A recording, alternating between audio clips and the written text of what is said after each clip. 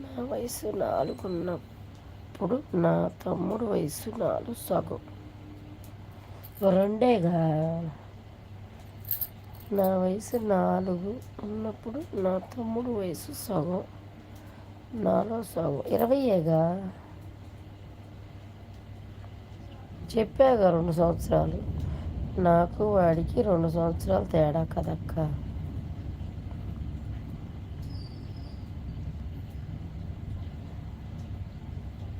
20ఏగా, దాంట్లో సగం.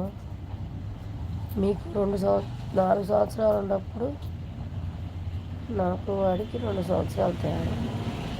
ఓహో, 40. ఇప్పుడు నాకు 40, అయితే వాడికి 38 కదక్క.